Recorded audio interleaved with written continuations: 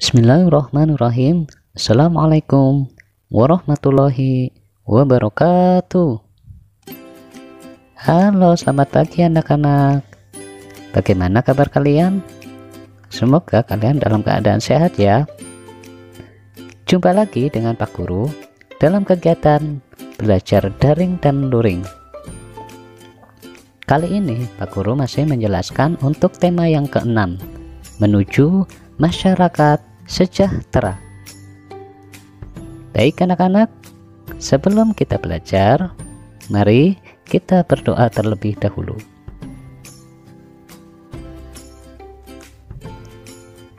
Selesai. Sebelum pembelajaran, simak video berikut ini.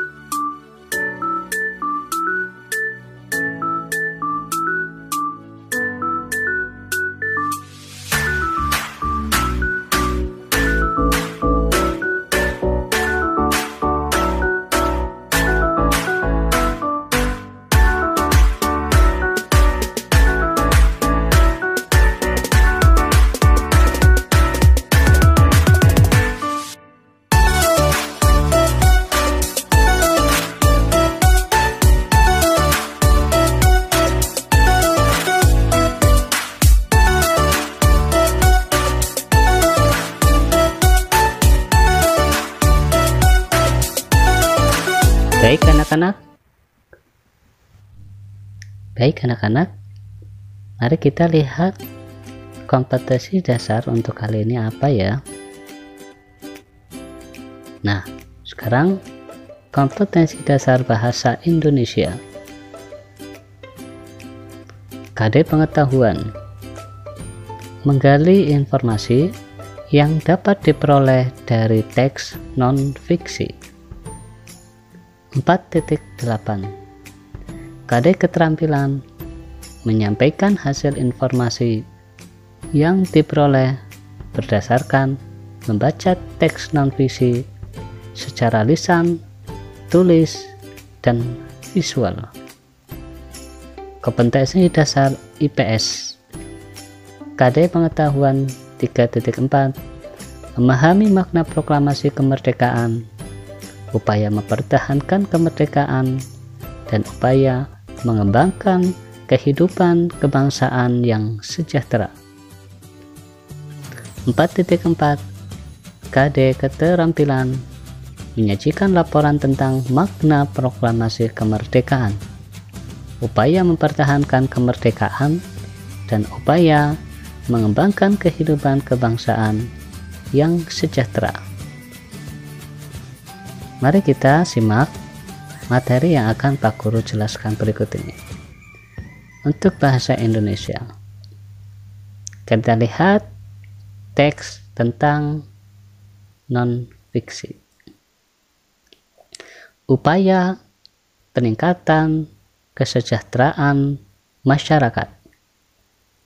Tingkat kesejahteraan masyarakat setiap daerah di Indonesia tidaklah sama. Perbedaan tingkat kesejahteraan masyarakat tersebut diantaranya disebabkan pendapatan setiap kepala keluarga berbeda-beda. Selain itu, tingkat kesejahteraan masyarakat juga disebabkan oleh kemiskinan, letak geografis, globalisasi, lapangan kerja, kualitas masyarakat, dan persebaran penduduk. Pemerintah daerah dan pemerintah pusat untuk meningkatkan kesejahteraan masyarakat, salah satu upaya yang dapat dilakukan yaitu mengubah pembangunan yang berorientasi di kota besar menjadi pembangunan yang merata hingga ke pelosok desa. Pembangunan hendaknya dilakukan secara merata hingga ke desa maupun sampai ke pelosok desa. Pembangunan di kota besar hanya akan memicu urbanisasi. Masyarakat desa akan berbondong-bondong bekerja di kota. Akibatnya, masyarakat desa enggan melakukan usaha di desa, misalnya di sektor pertanian. Sektor pertanian memiliki ketahanan paling tinggi dalam menghadapi imbas berbagai krisis. Pedesaan dapat berperan penting dalam penyediaan pangan. Bahkan, pedesaan dapat menggerakkan ekonomi masyarakat karena kemampuannya menyerap tenaga kerja, khususnya di bidang pertanian. Dengan pembangunan pedesaan, kesejahteraan masyarakat di desa akan meningkat. Upaya lain untuk meningkatkan kesejahteraan yaitu dengan menyelenggarakan pelatihan untuk masyarakat desa. Sebagai contoh, pemerintah memberdayakan ibu-ibu PKK atau pembinaan kesejahteraan keluarga untuk dilatih membatik. Ibu-ibu di desa diberikan pelatihan membatik dengan mendatangkan narasumber yang ahli dalam bidangnya. Mereka dilatih hingga mahir dalam membatik. Selanjutnya, mereka diberi pelatihan tentang manajemen usaha dan cara pemasaran produk. Pelatihan tersebut menjadi bekal yang cukup bagi ibu-ibu di desa untuk mandiri berkegiatan ekonomi.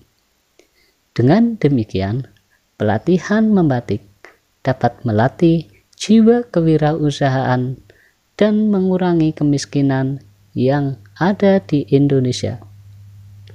Ini adalah contoh dari teks non-fiksi. Teks di atas merupakan teks non-fiksi yang terdiri dari 6 paragraf. Setiap paragraf memiliki gagasan utama. Gagasan utama dapat terletak di awal paragraf, di akhir paragraf, dan di awal serta di akhir paragraf.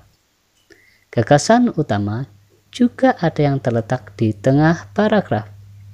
Gagasan utama atau ide pokok atau pokok pikiran memiliki ciri yang paling umum di antara kalimat-kalimat lainnya.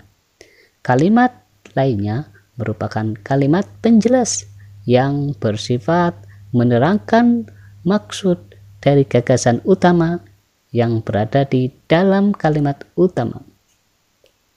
Kita sering mendengar tentang gagasan utama maupun ide pokok maupun pokok pikiran di materi-materi yang sebelumnya.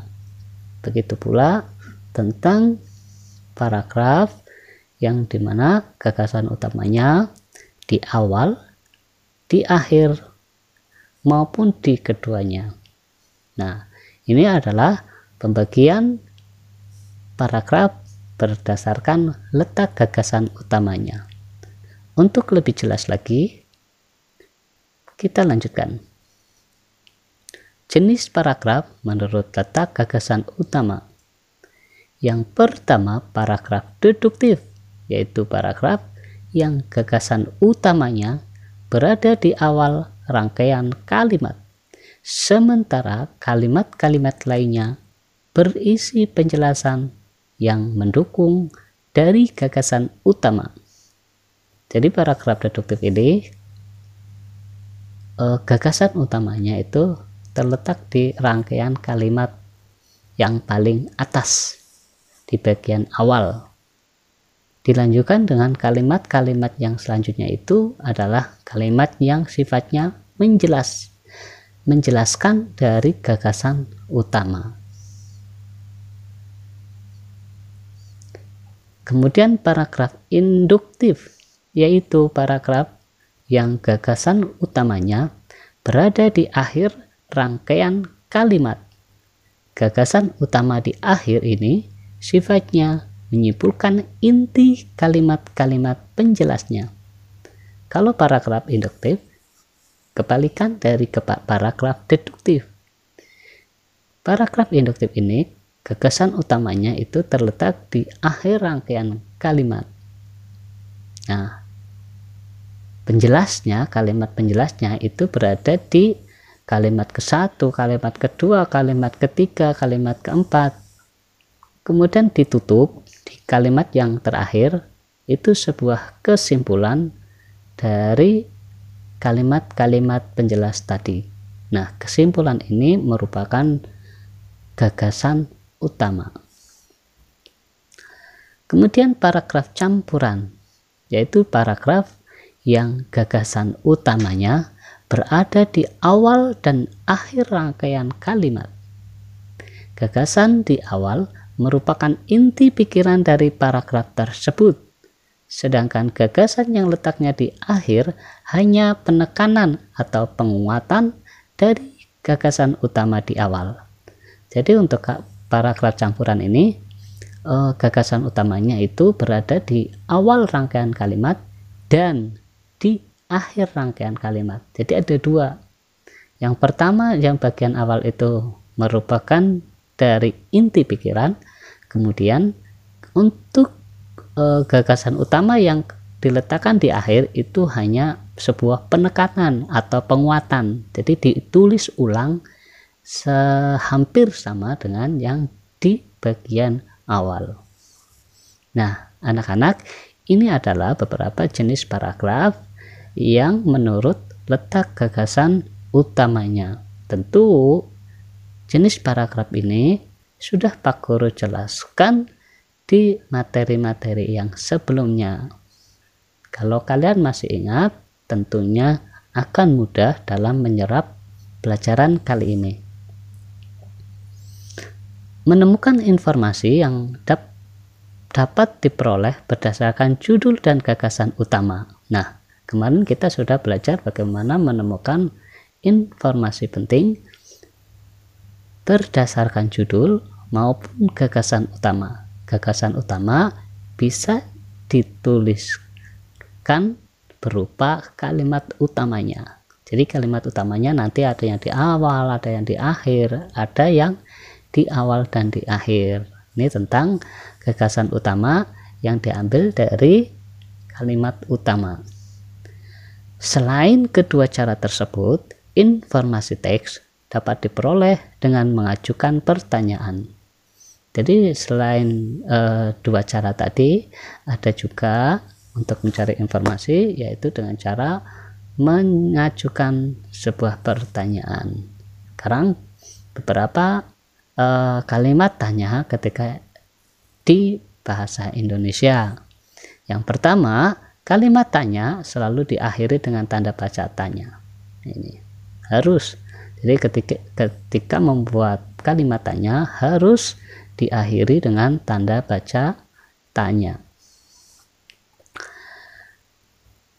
Yang kedua, kalimat awal menggunakan kata adiksimba.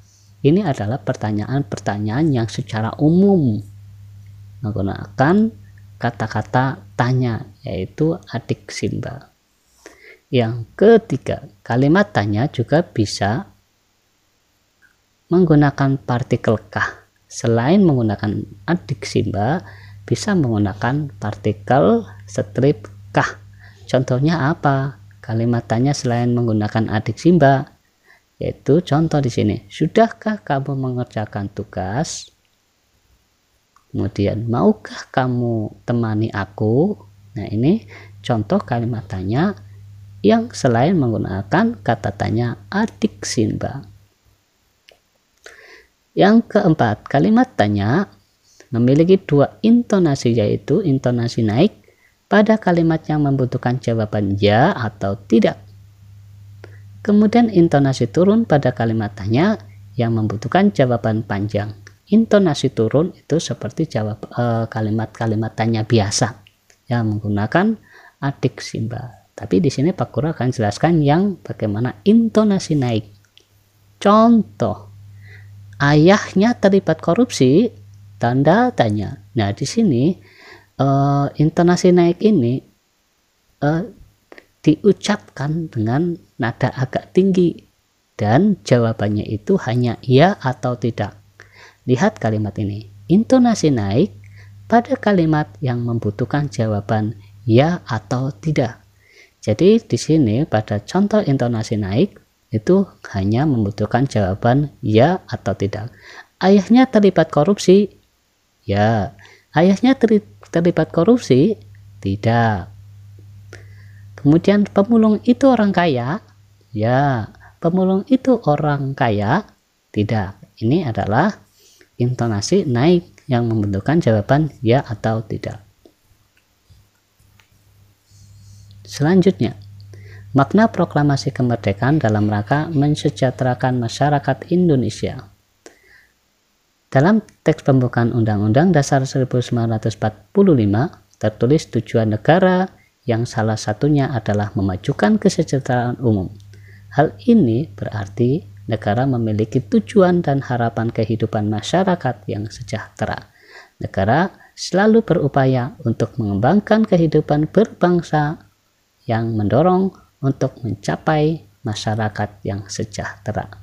Jadi untuk mencapai masyarakat yang sejahtera ada beberapa hal yang harus dilakukan, baik oleh pemerintah maupun oleh masyarakat. Tidak hanya pemerintah yang melakukan atau yang melakukan kewajiban agar masyarakat sejahtera, tetapi tidak diimbangi dengan masyarakat. Nah, di sini nggak boleh. Maka untuk mencapai masyarakat yang sejahtera harus dilakukan oleh keduanya, baik oleh pemerintah maupun oleh masyarakat. Nah, untuk yang pertama, Pak Guru akan menjelaskan upaya yang dari pemerintah terlebih dahulu. Upaya yang dari pemerintah untuk mewujudkan masyarakat Indonesia yang sejahtera. Yang pertama, melakukan pembangunan nasional.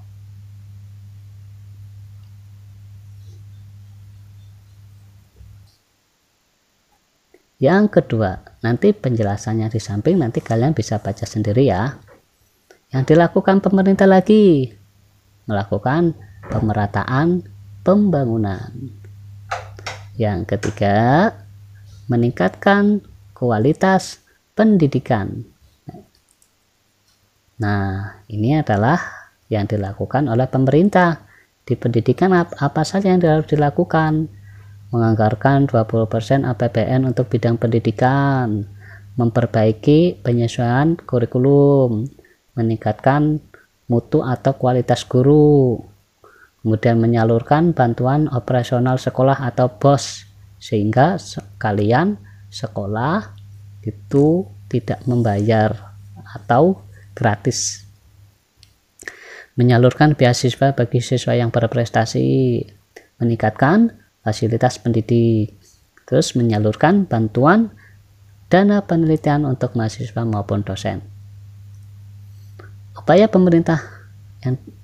pemerintah lainnya yaitu yang keempat, meningkatkan kualitas kesehatan. Yang kelima, mengelola sektor-sektor penting, yaitu dengan mengelola BUMN.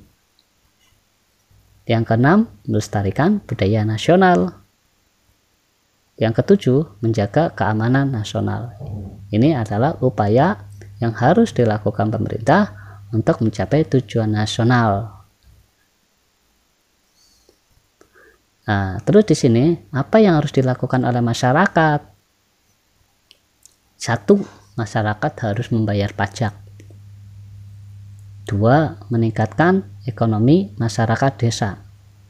Jadi masyarakat desa harus berusaha untuk meningkatkan ekonominya di daerah masing-masing. Yang ketiga, membeli dan menggunakan produk dalam negeri. Nah, ini penting ini. Masyarakat Indonesia sudah membuat produk, tetapi kita kurang mencintainya. Nah, ini harus diimbangi. Ketika masyarakat Indonesia membuat produk, maka kita harus berusaha mencintai produk tersebut. jangan malah kita mencintai produk dari luar negeri. Tentunya ketika kita mencintai produk dalam negeri, itu akan meningkatkan perekonomian meningkatkan perekonomian si pemilik produk tersebut. Bahkan pelaku dari kegiatan ekonomi. Yang keempat, belajar dengan rajin dan tekun.